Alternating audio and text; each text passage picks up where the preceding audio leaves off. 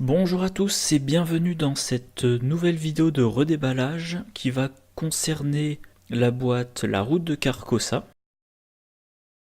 Alors, première vidéo sur la route de Carcossa. Donc aujourd'hui nous allons parler des cartes de la classe gardien et de l'investigateur Mark Harrigan. Alors Mark Harrigan, le soldat. Il a 3 de volonté, 2 d'intelligence, 5 de force, 3 d'agilité, 5 points de vie, 5 points de santé mentale, très vétéran.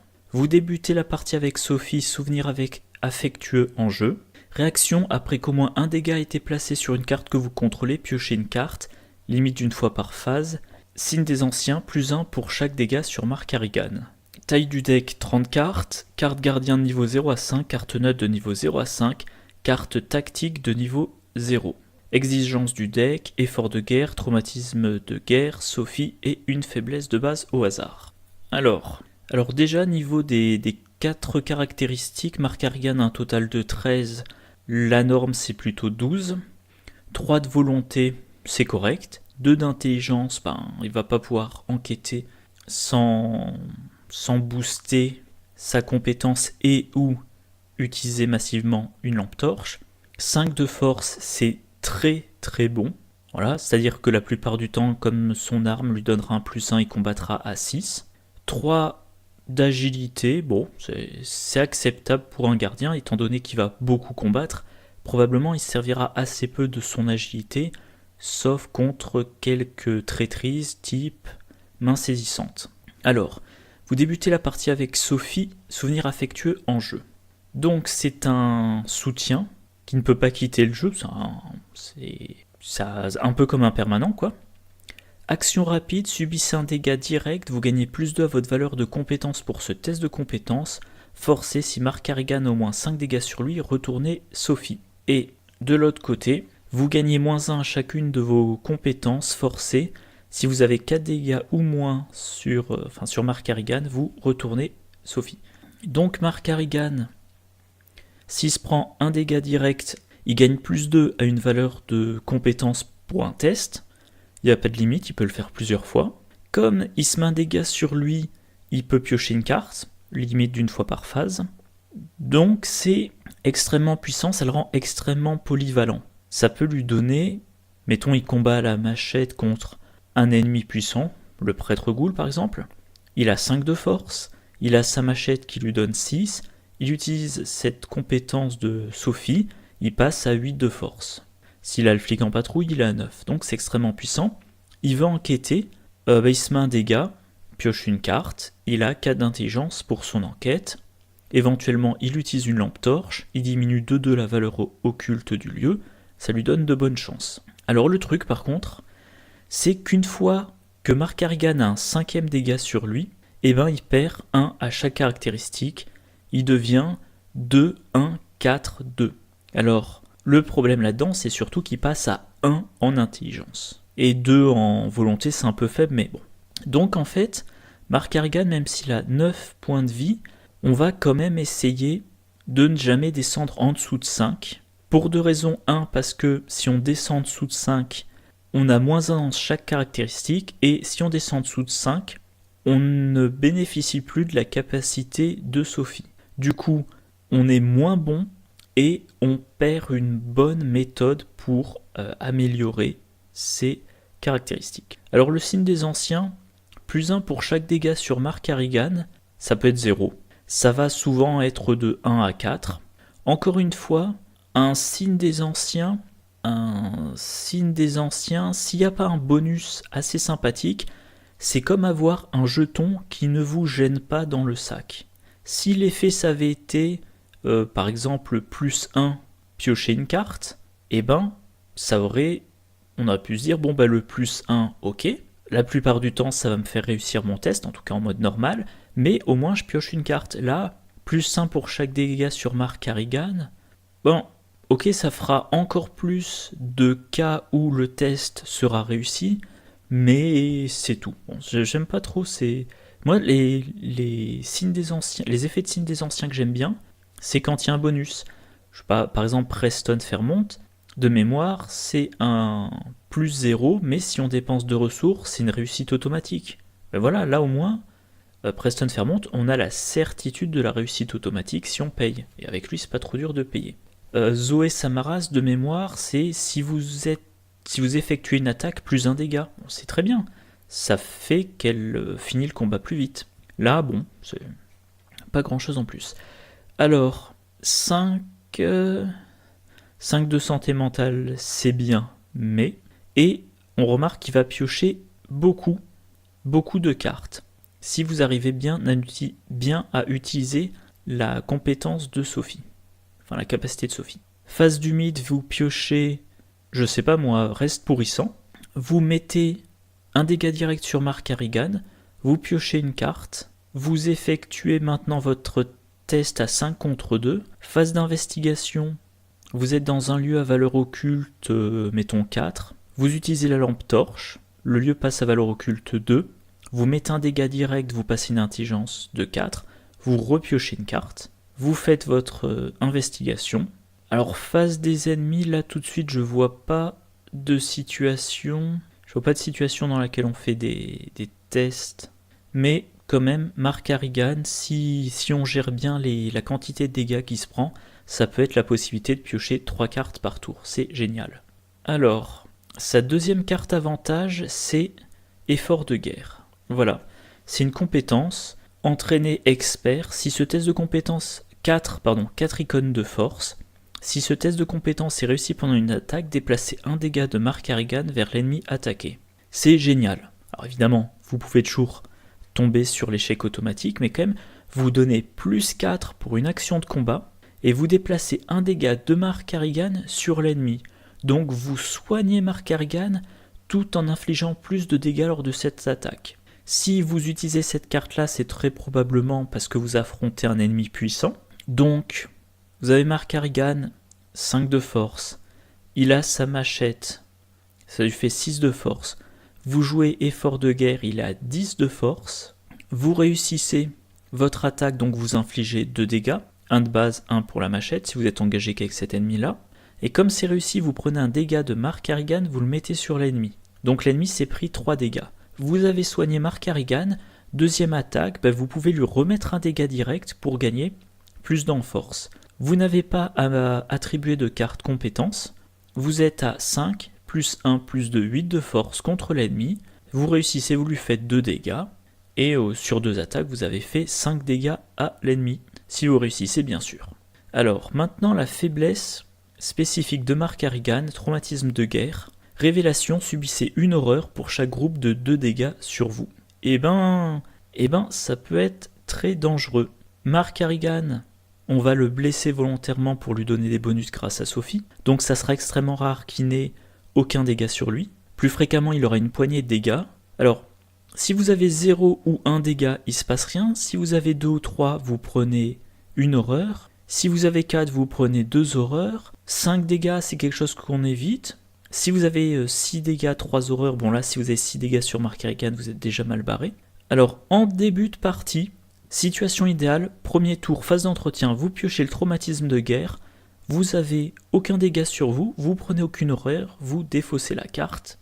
Vous êtes content. Par contre, quand la partie est avancée, que vous avez utilisé la caractéristique de Sophie pour booster vos tests, là, ça devient dangereux. Mark Harrigan, il n'a que 5 de santé mentale. Si on le joue un peu sur le fil, disons plutôt si on exploite Sophie à son maximum, Mark Harrigan passera une bonne partie de la partie avec 4 dégâts sur lui. On se fera, j'utilise Sophie, je blesse Mark Harrigan, j'ai un bonus pour mon test, je réussis mon test, maintenant je soigne Mark Harrigan, je viendrai après sur comment on le soigne. Et quand vous piochez traumatisme de guerre, ça va être 2 horreurs.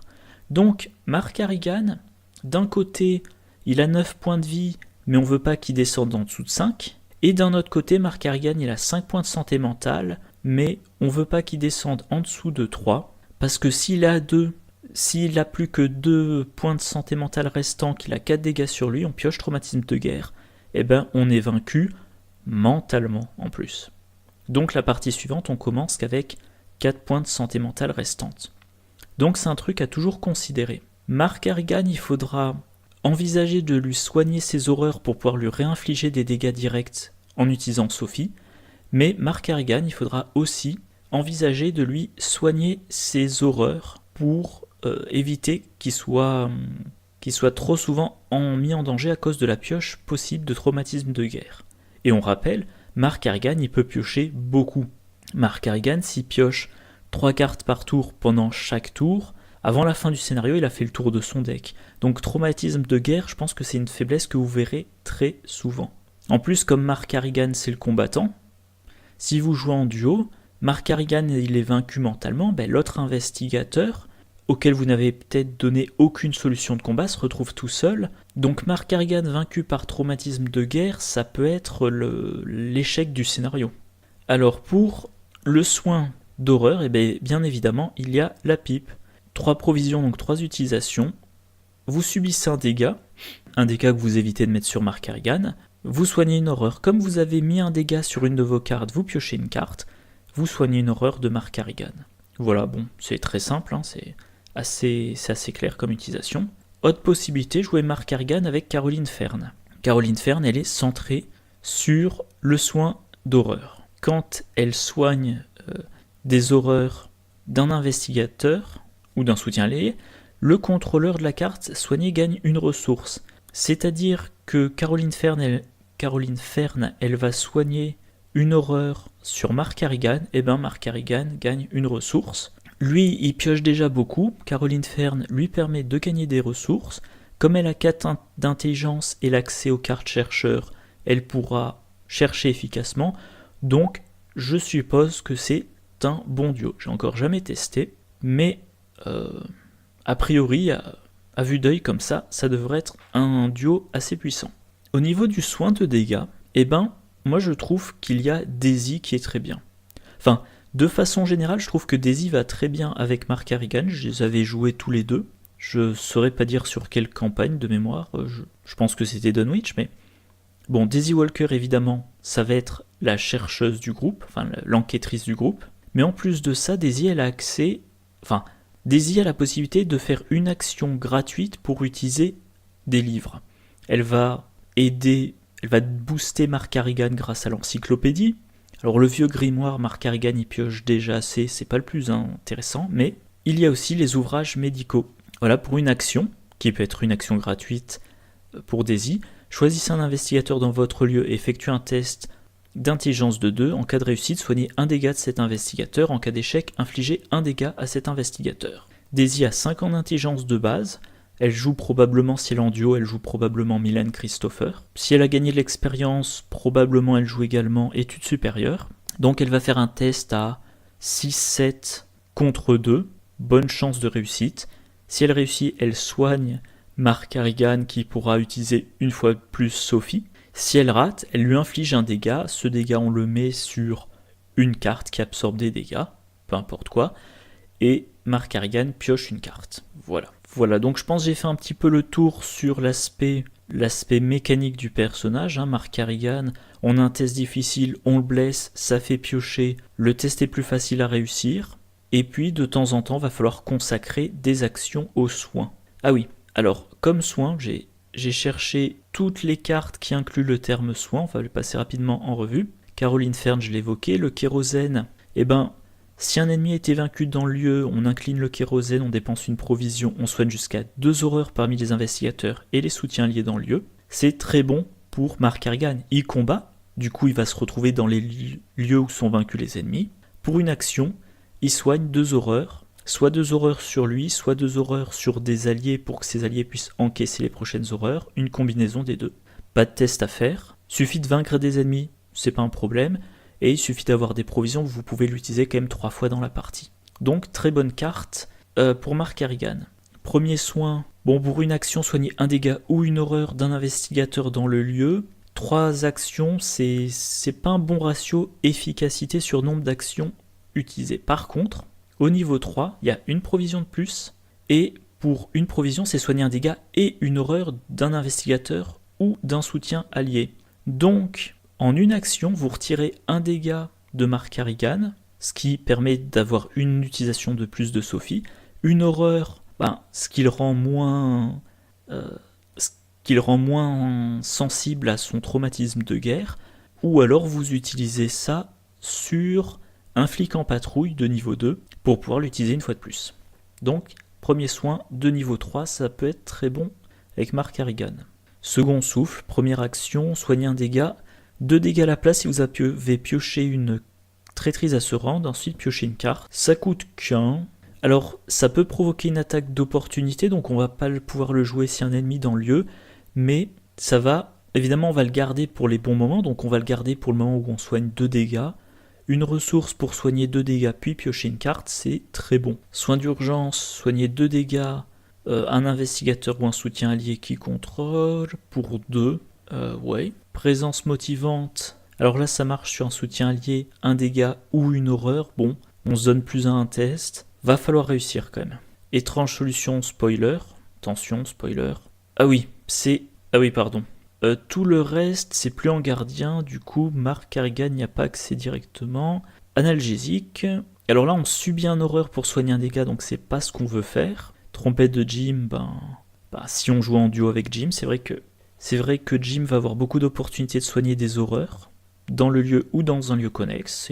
C'est une combinaison d'investigateurs à envisager, mais je pense quand même que c'est moins intéressant que Daisy ou Caroline. Pipe, bon j'en ai parlé, c'est assez évident. On soigne une horreur, ce qui est très important, on subit un dégât, ce qui normalement ne devrait pas poser trop de problèmes. Et thérapie par l'hypnose, c'est si on joue avec Caroline. Ah, instant de répit. Niveau 3, jouez uniquement s'il n'y a pas d'ennemis dans votre lieu, soignez 3 horreurs et piochez une carte. Bon, une action pour soigner 3 horreurs d'un coup, c'est intéressant, faudra avoir les ressources. Voilà. Alors, maintenant qu'on a vu, je pense, tous ces aspects techniques, tous ces aspects de jeu, on va voir sa construction de deck. Alors il a accès à toutes les cartes gardiens, toutes les cartes neutres et toutes les cartes tactiques de niveau 0. Donc j'ai fait la liste de toutes les cartes tactiques de niveau 0 qui ne sont pas en gardien. Alors j'ai un plan événement, tactique et perspicacité. Combattre, cette attaque utilise l'intelligence. Lors de cette attaque, vous infligez plus 1 dégât pour chaque indice que vous possédez jusqu'à un maximum de plus 3 dégâts. Alors c'est du combat. Donc c'est une chose intéressante pour Mark Harrigan. Le truc c'est que c'est du combat à l'intelligence, il part d'une valeur de 2. Alors certes avec Sophie il peut passer à 4, ou à 6 ou à 8, mais il faudra qu'il se prenne des dégâts. Plus 1 dégât pour chaque indice que vous possédez jusqu'à un maximum de plus 3. Si Mark Harrigan est en duo, ou dans un groupe plus grand, ça ne sera pas l'enquêteur principal, du coup il aura peu d'indices, et cette carte-là lui permettra d'infliger que peu de dégâts. S'il joue en solo, et qu'il collecte des indices, il n'aura pas beaucoup d'indices. Parce que la plupart du temps, pour faire avancer l'acte, il vous faudra 2 indices par investigateur, éventuellement 3. Donc oui, cette carte, si on l'utilise juste avant de faire avancer l'acte, ok, ça pourra faire plus 3 dégâts, donc 4 d'un coup. Mais par rapport à une situation de duo, en duo, si Daisy joue j'ai un plan, comme pour faire avancer l'acte, il faut 3 indices par investigateur, mettons, il lui en faut 6. Elle va elle va récupérer quasiment tous les indices récupérés par le groupe. Donc, entre le moment où elle a son 3e indice et le moment où elle a son 6e indice, elle utilise la carte à pleine puissance. Pour Mark Harrigan, ça sera beaucoup moins fréquent qu'il puisse utiliser la carte à pleine puissance. Plus fréquemment, ça sera une carte qui permettra de faire 2 ou 3 dégâts d'un coup. Mais pour faire 2 ou 3 dégâts d'un coup, il a la machette, il a le 45 automatique, il a le Colt 32, il a une de ces armes-là, plus coup vicieux, il a une de ces armes-là et une utilisation de flic en patrouille. Du coup, j'ai un plan, moi je trouve pas que ça soit très intéressant pour Mark Harrigan. Barricade, bon j'en ai déjà parlé en long, en large, en travers. Empêcher les ennemis d'entrer dans le lieu, Mark Harrigan il va les combattre les ennemis. Je pense que ça sera extrêmement peu fréquent que vous vous disiez « Tiens, je veux pas que les ennemis entrent, j'attends ». Donc, non. Raccourci. Rapide, vous jouez ça pendant votre tour, choisissez un investigateur dans votre lieu, déplacez cet investigateur dans un lieu connexe. Ça, pour le coup, c'est très bien. C'est rapide, ça coûte aucune ressource, c'est un déplacement. D'ailleurs, c'est pas une action de déplacement, mais ça vous permet de déplacer un investigateur d'un lieu vers un lieu connexe. Si vous jouez en duo, par exemple, vous allez déplacer le chercheur d'indices dans un autre lieu, comme ça quand le chasseur entrera dans le lieu pendant la phase des ennemis, il engagera Mark Harrigan. Ou alors vous jouez raccourci sur Mark Harrigan pour le mettre dans un lieu connexe, il engage immédiatement l'ennemi, et il a conservé ses 3 actions pour le combat. Il n'a pas eu besoin de dépenser une des 3 actions pour entrer dans le lieu. Ou éventuellement, si dans le lieu connexe, c'est un ennemi distant, raccourci, met Mark Harrigan dans le lieu. Première action pour engager l'ennemi distant, puis 2 actions de combat. Sans raccourci, il n'y aurait eu plus qu'une action pour le combat, donc raccourci, c'est très bon. Action désespérée, un événement. Alors ça a 2 icônes de force, ça peut être intéressant aussi. En tant que coup supplémentaire pour jouer action désespérée, choisissez et défaussez de votre main ou de votre zone de jeu un soutien objet qui occupe au moins un emplacement de main. Combattre, vous gagnez plus X force, infligez plus en dégâts pour cette attaque, X étant égal au coût imprimé du soutien choisi. En cas de réussite, si le soutien choisi était dans votre zone de jeu, gagnez X ressources. Ça, je trouve, c'est génial pour Mark Harrigan. C'est du combat, et c'est un combattant. Ce qu'il vous faut, c'est défausser un soutien objet de votre main ou de la zone de jeu qui occupe au moins un emplacement de main. Par exemple, une arme. Je sais pas, vous avez dans votre main une machette, mais vous avez déjà en jeu une machette. Et bien vous utilisez action désespérée, vous défaussez une machette. Vous vous donnez plus 3 en force, vu que la machette coûte 3, vous infligez 2 dégâts, c'est ce que vous voulez faire, 2 dégâts par attaque. Alors si ça vient de votre main, vous n'avez pas de ressources, si c'est la machette que vous aviez en jeu, vous gagnez 3 ressources. Pour jouer la deuxième machette, ce qui sera un peu bête, parce que jouer une machette c'est une action. Mais voilà, vous pouvez bien évidemment l'utiliser sur un pistolet qui est vide. Vous avez utilisé toutes les munitions de votre 45 automatique, et action désespérée sur le 45 automatique, vous avez plus 4 en force, vous infligez 2 dégâts. Si vous réussissez, il faut réussir le combat, mais si vous réussissez, vous gagnez 4 ressources. Avec ces 4 ressources-là, vous pouvez jouer l'exemplaire de votre 45 automatique qui est dans votre main. Excellente carte. Alors, Mark Harrigan n'a pas accès aux cartes survivantes qui font de la récursion, aux cartes comme récup, donc le soutien qui défausse, il ne pourra pas le renvoyer dans sa main. C'est une carte qui sera beaucoup moins efficace qu'avec William Yorick typiquement, mais c'est quand même une carte qui pourra permettre d'utiliser une dernière fois une arme à feu déchargée. En plus, comme Mark Harrigan y pioche beaucoup, c'est assez probable qu'il ait en main une carte qu'il aura envie de poser. Donc tout ce qui donne des ressources, c'est utile pour Mark Harrigan parce que, a priori, il a toujours un truc dans la main qui l'intéresse. Moi, quand je joue Mark Harrigan, c'est fréquent que je défausse des cartes de ma main parce que j'ai dépassé la limite de cartes de la main. Donc, action désespérée, je trouve que c'est une très bonne carte pour Mark Harrigan. Arme improvisée, encore du combat. Vous avez le droit de jouer l'arme improvisée depuis votre pile de défausse. Si vous le faites, mélangez-la dans votre deck après avoir résolu ses effets. Oui, ça coûte 1. Combattre. L'ennemi attaqué perd -1 de combat pour cette attaque. Si vous l'avez joué depuis votre pile de défausse, cette attaque inflige plus 1 dégât. Alors là, par contre, je trouve pas ça intéressant. C'est du combat. L'action combattre est indiquée sur la carte, donc vous pouvez pas combiner ça avec autre chose. L'ennemi perd 1 de combat. Ok, c'est mieux de diminuer la difficulté de 1 plutôt que de se donner 1, ok. Mais c'est seulement une différence de 1, comme par exemple la machette, ou comme le 45 automatique. Donc c'est déjà pas une augmentation de probabilité de réussite qui est fantastique. Et pour faire 2 dégâts en une attaque, il faudra la jouer depuis la pile de la défausse. La pile de défausse. Alors, les cartes improvisées, ça peut être très bon dans certains decks survivants, des decks qui défaussent beaucoup, un deck Wendy qui défausse pour changer les jetons du chaos, un deck qui utilise... Non, mauvais exemple. Un deck qui utilise la carte acculée, voilà, vous défaussez une carte de votre main, vous donnez un bonus de 2 de mémoire à une compétence, mais dans un deck Mark Harrigan, c'est pas intéressant, c'est comme j'ai un plan, ok c'est une carte de combat, mais ça apportera rarement quelque chose par rapport à une autre solution de combat de Mark Harrigan. Pour que ça soit intéressant, il faudrait que le -1 de combat s'amène l'ennemi à 0, pour que seul l'échec automatique fasse rater l'attaque, et il faudra avoir 2 dégâts, donc il faudrait que ça soit dans la défausse. Et il faudrait vraiment qu'il y ait la possibilité qu'un jeton autre que l'échec automatique fasse rater l'attaque autrement. Donc si je résume, arme improvisée pour Mark Harrigan, c'est intéressant uniquement si vous êtes à un niveau de difficulté élevé, et que vous avez par exemple un -8 dans votre sac du chaos. Si l'arme improvisée est dans votre défausse, si l'ennemi a 1 de combat, et s'il n'a que 2 points de vie. Bon. Donc c'est une carte qui sera quasiment toujours mauvaise avec Mark Harrigan. Et une dernière remarque, c'est une carte sans icône. Vous ne pouvez pas la défausser pour l'attribuer un test. Barrière improvisée, même remarque, sauf qu'en plus c'est du échappé A. Et Mark Harrigan, la plupart du temps, il va combattre. Alors peut-être pas dans la civilisation oubliée. Dans la civilisation oubliée, on essaie plus fréquemment que dans les autres campagnes de s'échapper. Mais quand même. Cachette, c'est pour donner distant aux ennemis non élites dans le lieu. Ouais, même chose, hein, les ennemis, vous allez les combattre. Mark Harrigan, je pense pas qu'il y ait beaucoup de situations où il va se dire non, faut que j'évite à tout prix le combat avec cet ennemi-là. Faire avec les moyens du bord, c'est la 3e carte improvisée. Même chose que les autres. Là, c'est de l'enquête. Bon. Alors là, c'est de l'enquête par contre. Donc, vous êtes dans un lieu, mettons qu'il y a une valeur occulte de 3. Si vous jouez faire avec les moyens du bord, la valeur occulte passe à 2. Vous êtes à 2 d'intelligence, c'est pas suffisant. Donc vous allez utiliser Sophie. Vous passez à 4 d'intelligence. Le lieu a une valeur occulte de 2. Ouais, ok. C'est pas garanti, loin de là, mais vous avez des chances. Si vous jouez depuis votre défausse, vous découvrez 2 indices d'un coup.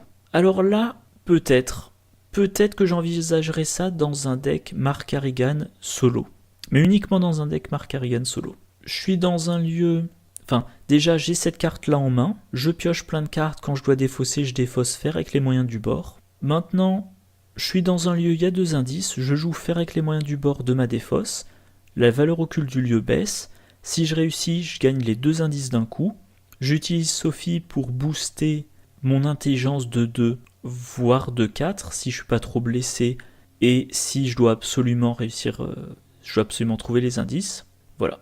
Alors, ça, encore une fois, comme l'action enquêter dessus, ça se combine pas avec lampe torche. Ça peut permettre de... Ça peut compléter la lampe torche. Vous jouez Mark Harrigan en solo, vous lui mettez 2 machettes, vous lui mettez, je sais pas, un col 32, vous lui mettez 2 lampes torches, vous lui mettez 2 fer avec les moyens du bord. 2 lampes torches, ça vous fait un potentiel de 6 enquêtes. 2 fer avec les moyens du bord, ça vous fait, disons qu'on joue que depuis la défausse, ça vous rajoute 2 enquêtes, donc ça fait 8 enquêtes sur toute la partie maximum.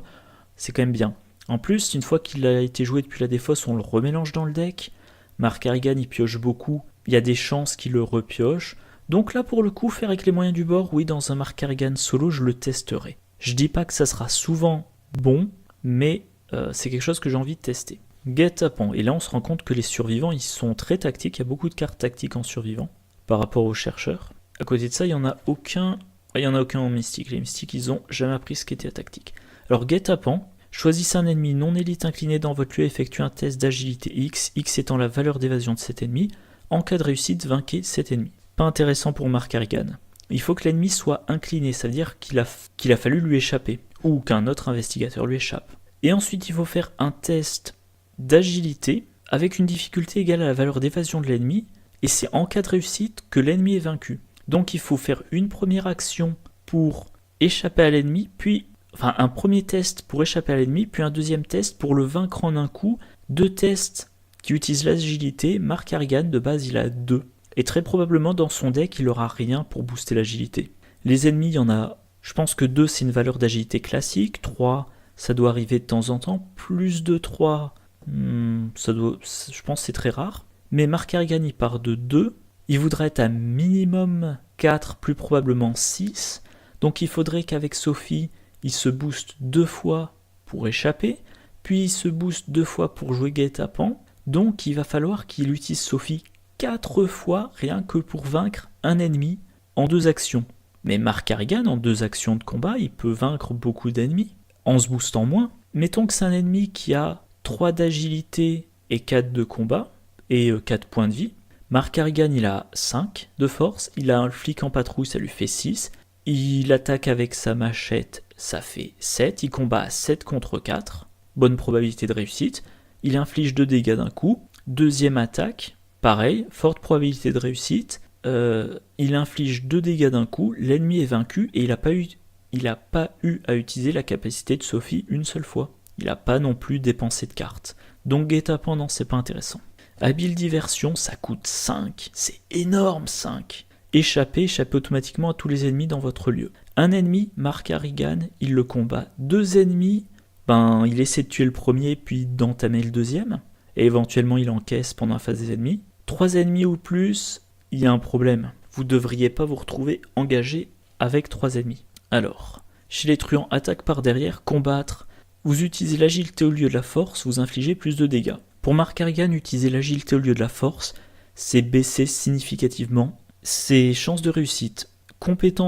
Avec les compétences de base, c'est passé de 5 à 2. Avec tout ce qu'il aura en jeu, c'est plus probablement passé de 7 à 2. Et le plus de dégâts, même chose. La réussite du combat fournit le premier dégât. L'utilisation de la machette ou du 45 automatique ou du Colt 32 fournit le premier dégât additionnel. Et utilisation d'un flic en patrouille ou d'un coup vicieux fournit le deuxième dégât additionnel. Attaque par derrière, c'est mauvais pour Mark Harrigan. Attaque par surprise, infligez 2 dégâts à un ennemi incliné dans votre lieu. Alors là, ce qui est bien, c'est que ce sont des dégâts sans test. Le problème, c'est qu'il faut que l'ennemi soit incliné. C'est la même remarque qu'avec Guet-apens. Mark Harrigan, il est pas bon en évasion. Et si il joue en équipe et qu'il y a quelqu'un qui est bon en évasion, c'est l'investigateur bon en évasion qui doit avoir l'attaque par surprise. Si Mark Harrigan il joue en duo avec Finn Edwards échappe à l'ennemi est incliné, dans ce cas-là, c'est à Finn Edwards de jouer l'attaque par surprise, pas à Mark Harrigan. Donc attaque par surprise, je le prends pas. Coup de grâce, ça coûte 2 icônes de force, les 2 icônes de force intéressant. Infligez 1 dégât à un ennemi dans votre lieu, si l'ennemi est vaincu par cet effet, piochez une carte. Si c'est votre tour, terminez votre tour, cette action ne provoque pas d'attaque d'opportunité. Alors déjà les 2 icônes de force, ça va être intéressant dans un deck de combattants. Infliger 1 dégât à un ennemi dans le lieu sans test, c'est toujours intéressant. Et c'est un dégât à un ennemi n'importe lequel, pas forcément engagé. Ça peut être un ennemi distant. Si l'ennemi est vaincu, piochez une carte. C'est bien de piocher une carte. Mark Harrigan, c'est déjà une machine à pioche. Si c'est votre tour, terminez votre tour. Ça, c'est embêtant, c'est-à-dire que cette carte-là, il faut la jouer idéalement comme dernière action. Ne provoque pas d'attaque d'opportunité, encore heureux. Ça peut être intéressant dans des cas très spécifiques. Il y a un ennemi distant qui a qu'un point de vie, je pense par exemple c'est pas un gros spoiler, les engoulevents de Dunwich, ils sont bien pénibles, parce qu'ils sont distants, ils n'ont qu'un point de vie, vous utilisez coup de grâce, ça y est, l'engoulevent est vaincu, vous piochez une carte. Ça peut aussi éventuellement être utilisé en combinaison avec les flics en patrouille. Vous avez un ennemi dans votre lieu, engagé ou pas, vous utilisez le flic en patrouille pour lui infliger un dégât, sans test, vous utilisez coup de grâce, vous lui faites un 2e dégât sans test, potentiellement il est vaincu. Voilà. Je doute un petit peu, parce que ça inflige qu'un dégât. Mark Harrigan, la plupart du temps, il pourra faire 2 dégâts en un coup, voire 3 dégâts. D'un autre côté, ça demande pas de test. Alors, est-ce que, pour la plupart des ennemis, ça sera une action moins efficace qu'autre chose? Si votre ennemi, il a 3 ou 4 de valeur de combat, Mark Harrigan va réussir son attaque contre lui, et va donc réussir, a priori, à lui infliger 2 dégâts d'un coup. Ça sera voire 3. Pour une situation où, je sais pas, l'ennemi a vraiment une valeur de combat élevée, ou alors l'ennemi est distant, où il lui manque qu'un petit dégât, et tout ce que vous avez en jeu, c'est un pistolet, vous voulez pas utiliser une munition, ok. Je suis pas convaincu, c'est un truc, si je rejoue un deck Mark Harrigan prochainement, je l'envisagerai, mais ça m'étonnerait que ça reste dans la version finale du deck. Encore une de ces cartes pour lesquelles je me dis j'intégrerai bien ça. Combien j'ai de cartes? 45, je retire coup de grâce. Alors, insaisissable, ça coûte 2, rapide à jouer uniquement lors de votre tour. Désengagez-vous de chaque ennemi non engagé avec vous et déplacez-vous vers un lieu révélé sans ennemi. Alors. Même chose, c'est du désengagement. Donc on s'éloigne du combat. Mark Harrigan, il est là pour combattre. Ce qui est intéressant, c'est se déplacer vers un lieu révélé sans ennemi. Toujours la possibilité, vous vous rendez compte que la partie est sur le point de se finir, vous devez à tout prix aller dans un lieu. Dans ce lieu-là, il n'y a pas d'ennemi.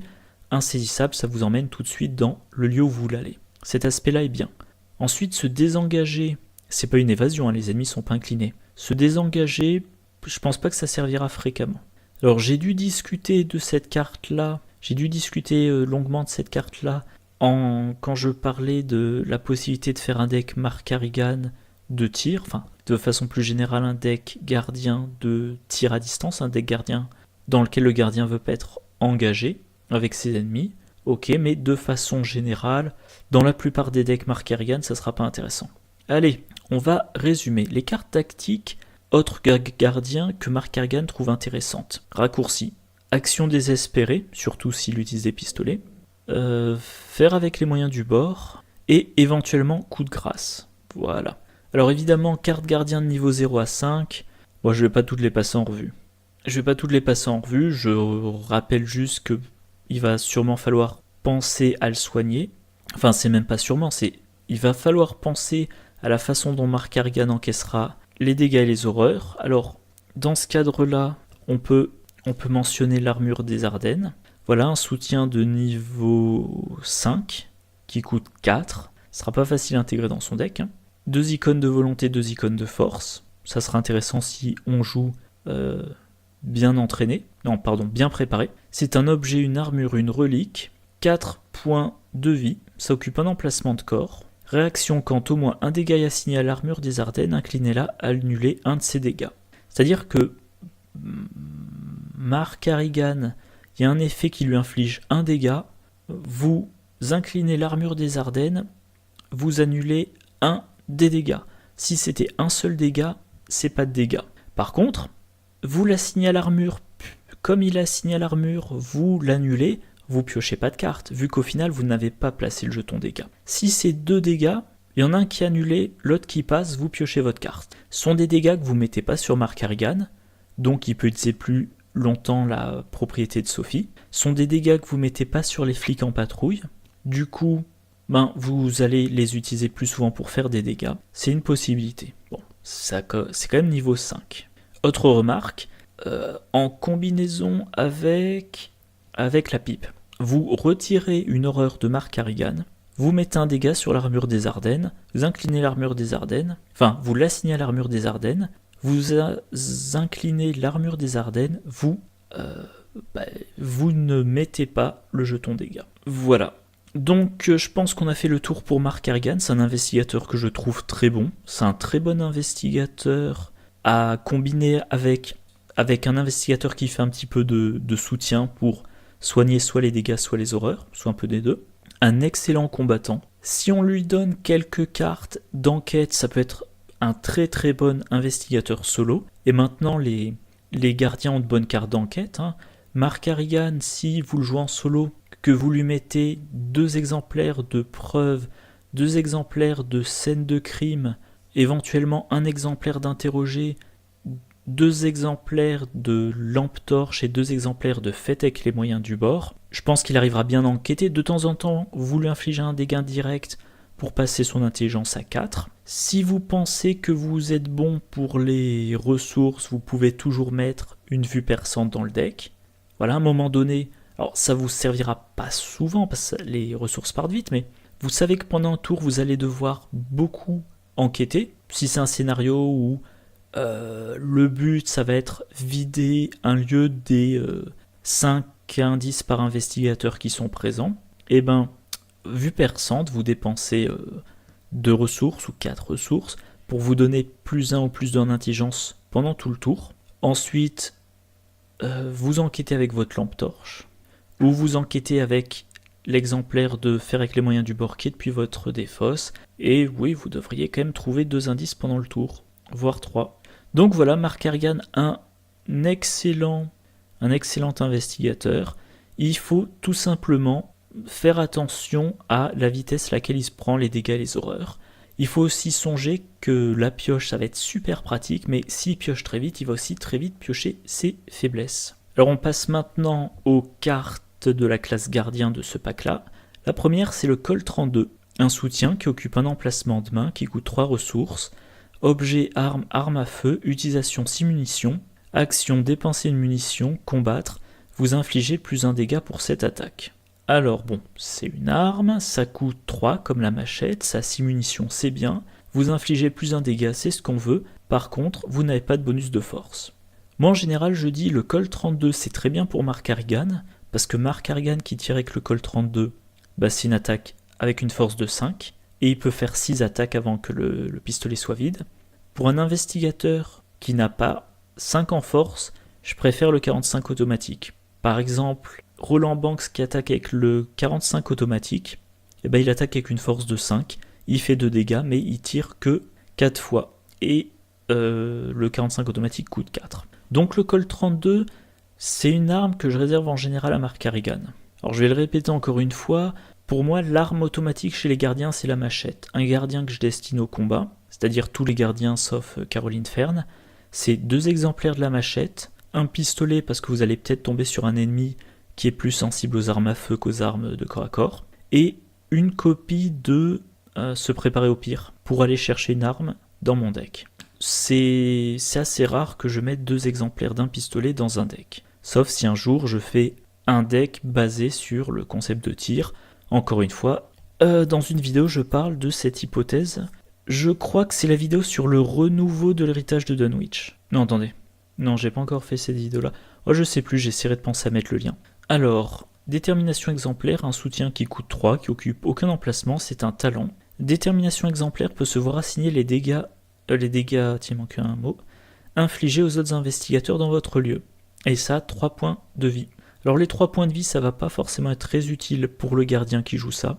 Par contre, c'est ce qui peut assurer la survie des autres investigateurs présents dans le lieu. Vous jouez en duo avec un chercheur. Le chercheur, il n'a pas une bonne agilité, il va avoir du mal à échapper aux ennemis. Il va éventuellement se prendre des attaques pendant la phase des ennemis. Et ben les dégâts, vous les mettez sur détermination exemplaire au lieu de mettre sur le chercheur. Si vous avez détermination exemplaire dans un deck Mark Harrigan, et ben c'est une carte supplémentaire sur laquelle on peut mettre des dégâts. C'est-à-dire une carte supplémentaire qui peut occasionner la pioche de cartes. C'est un poil cher, par exemple.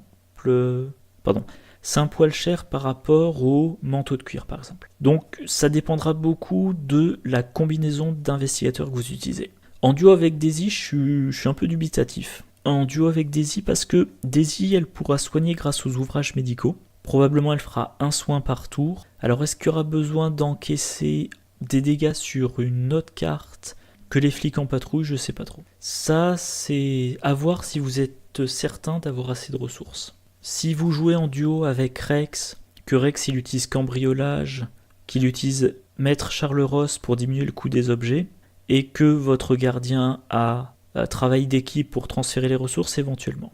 Alors laissez-moi régler ça, un événement qui coûte 0, très esprit, ça peut être utilisé par Calvin Wright, rapide, à jouer après qu'un autre investigateur a pioché une carte rencontre non péril mais avant d'avoir résolu ses effets. On considère que c'est vous qui avez pioché cette carte rencontre à la place. Vous gagnez plus 2 à chacune de vos compétences tant que vous résolvez les effets révélation de cette carte. C'est intéressant. Vous vous rendez compte qu'un autre investigateur, qui n'a pas besoin d'être dans votre lieu d'ailleurs, pioche une carte. Vous vous rendez compte que votre gardien, en tout cas l'investigateur qui joue cette carte-là, peut mieux réussir le test ou mieux encaisser l'inconvénient. Et ben, vous récupérez la carte et s'il y a un test à faire, vous avez en plus 2 pour le test. Un exemple. Vous jouez en duo avec avec Finn Edwards. Finn Edwards, il pioche Reste pourrissant. Je crois pas qu'il y ait péril à Reste pourrissant, il faudrait vérifier. Bon, il doit faire un test de volonté 3, il a 1. Et ben, allez disons, Mark Harrigan, il joue Laissez-moi régler ça. Lui de base il a 3, là il se donne 2, donc il passe à 5 et il fait un test à 5 contre 3. A l'inverse, si vous mettez ça dans un deck Calvin Wright, ça peut être une solution pour échouer le test. Alors là, vous donnez quand même plus 2. Donc, vous êtes moins sûr d'échouer au test. Mais mettons, premier scénario, vous jouez la campagne de base avec Calvin Wright. En duo, tiens, avec Finn Edwards. Finn Edwards pioche, Finn Edwards pioche main saisissante. Test d'agilité 3. Calvin Wright, il dit, je récupère la carte. J'ai plus 2, je fais un test d'agilité à 2 contre 3. Il y a des chances que Calvin Wright rate. S'il rate il fait un test à 2 contre 3. Pour réussir, il faudrait qu'il ait un plus 1, ou mieux, ce qui est quand même pas si fréquent que ça dans le sac. Du coup, plus probablement, il va rater. S'il rate de 1, il se prend un dégât. S'il rate de 2, il se prend 2 dégâts. S'il rate de 3, il se prend 3 dégâts. Et ben voilà, ça y est, votre Calvin Wright, il commence à gagner de la force et de l'agilité. Bon, toujours sur ces gardes, un événement de niveau 1, qui a 2 icônes d'intelligence, c'est intéressant. Jouez jusqu'à 3 soutiens de votre main, un à la fois, en réduisant de 1 le coût en ressources de chacun. C'est génial. C'est absolument génial. Parce qu'en fait, vous allez utiliser une action pour jouer toujours vigilant. Ça va vous mettre 3 soutiens en jeu, enfin jusqu'à 3 soutiens en jeu, et chaque coup sera réduit de 1. Donc en gros, ça correspond, si on décompose toutes les actions, ça correspond à prendre une ressource, jouer un soutien, prendre une ressource, jouer un soutien, prendre une ressource, jouer un soutien, si vous utilisez toujours sur ces gardes à son maximum. Du coup, en une action, vous faites l'équivalent de 6. Comme vous jouez 3 soutiens, vous êtes équipé normalement. Ce qui fait que vous pouvez ne faire que ça lors du premier tour. Donc vous pouvez très bien, si les soutiens que vous voulez jouer sont chers, premier tour, vous dites « je prends une ressource, je joue toujours vigilant ». Vous avez 7 ressources et chacun des soutiens que vous jouez coûte 1 de moins. Donc, avec votre dernière action de votre premier tour, vous pouvez jouer 3 soutiens dont le coût total, le coût total est de 10. C'est par exemple un flic en patrouille plus une machette plus une lampe torche, ou un flic en patrouille plus une machette plus un col 32, ou flic plus machette plus détermination exemplaire. Vous les jouez un par un. Dans un deck Roland Banks, moi j'ai déjà fait un deck Roland Banks solo. J'ai déjà utilisé toujours sur ces gardes pour jouer aussi les assistantes de laboratoire. Je joue la première, elle entre en jeu, je récupère un indice dans mon lieu. Je joue la deuxième, elle entre en jeu, je récupère un indice de mon lieu, je défausse la première vu que j'ai qu'un soutien d'allié. Éventuellement, je joue un flic en patrouille, je défausse la deuxième assistante de laboratoire. Mais ça m'a permis de récupérer 2 indices sans faire de test. Donc si vous avez alors évidemment, il faut voir la combinaison de cartes, mais si vous êtes dans un lieu à valeur occulte élevée, que vous jouez avec les assistantes de laboratoire, ce qui est possible, je dirais de mémoire, dans les decks Roland Banks, Zoé Samaras et Joe Diamond, ouais, il me semble qu'il n'y a pas d'autres cas. Bon, ça peut vous faire 2 indices sans test. Pour moi, cette carte-là est géniale. Elle est vraiment géniale, elle est indispensable dans un deck garde. C'est la certitude de bien s'équiper. En plus, alors ça j'ai pas dit lors des règles de construction de deck de Mark Harrigan, mais les événements tactiques, on peut les mettre sur sans tenir au plan. Moi, les événements tactiques et ravitaillement. Moi, sur sans tenir au plan, en général, j'ai explosion de dynamite, j'ai toujours sur ces gardes, et la troisième carte, ça pourra être éventuellement se préparer au pire, ça pourrait être éventuellement munitions personnalisées. Mais donc, si vous avez sans tenir au plan, que vous avez toujours sur ces gardes dessus, vous piochez votre main de départ. Vous gardez ce qui vous intéresse, à savoir la machette, le flic en patrouille notamment. Vous faites un mulligan partiel.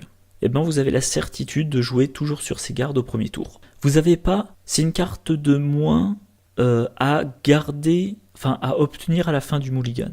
Vous avez déjà la machette et le flic en patrouille que vous voulez avoir, éventuellement une autre carte. Vous n'avez pas à vous soucier en plus de toujours sur ces gardes. Voilà. Et ben c'était la dernière carte. Donc résumé des 4 cartes de la classe gardien de ce pack. Le col 32, il coûte moins cher que le 45 automatique, il coûte une ressource de moins, il a 2 munitions de plus, mais il ne donne pas plus en force, donc ça sera pour un gardien avec une force élevée. Pour le moment, Mark Harrigan, et tout autre gardien qui aura une force de base de 5. Détermination exemplaire, ça coûte 3, et ça peut encaisser 3 dégâts subis par n'importe quel investigateur présent dans le lieu. Ça ne sera intéressant que si vous avez un bon gain de ressources. Par exemple, si vous jouez avec Rex, cambriolage plus Maître Charles Ross, éventuellement si dans le groupe il y a Caroline Fern qui gagne des ressources et fait gagner des ressources en soignant, si vous avez 2 exemplaires de travail d'équipe pour échanger les ressources, mais sinon le reste du temps ça sera sûrement trop cher. Laissez-moi régler ça, c'est très bon en duo. Quand un des investigateurs est faible sur un point, par exemple 1 de volonté ou 1 d'agilité ou 1 d'intelligence, et ben le gardien notamment, enfin l'investigateur qui joue laissez-moi régler ça, va récupérer les cartes traîtrises qui peut mieux encaisser que l'autre. Le plus 2 augmente encore plus la chance de supporter cette traîtrise. Et toujours sur ces gardes, c'est génial, surtout si vous pouvez le mettre sur sans tenir au plan. Voilà, vous vous équipez, en une action, vous vous équipez. Si dans votre deck vous avez besoin de plus de 4 cartes en jeu pour être paré au scénario, je pense que 4 c'est trop. 3 c'est pas incohérent, 3 ça va être par exemple une arme plus lampe torche plus un allié, ça va être une arme plus une autre arme plus un allié, ça va être un allié plus 2 solutions d'enquête, par exemple dans un deck Joe Diamond ça pourrait être Milan Christopher plus Loop plus kit à empreinte digitale. Donc toujours sur ces gardes, pour moi c'est indispensable. Bon ben voilà, j'ai fait le tour des cartes gardiens, j'ai fait le tour de Mark Harrigan. La prochaine vidéo sur ce pack traitera donc des cartes chercheurs et de l'investigatrice, c'est qui déjà? Ah oui, Minty Fan. Je sais pas cette vidéo là si je la sortirai avant ou après le déballage du pack Le Nom Secret, on verra. Bon, d'ici là je vous dis bonne soirée, bon week-end, ou bonne fin de week-end, ou bon début de semaine, bref. Et je vous dis à la prochaine. Au revoir.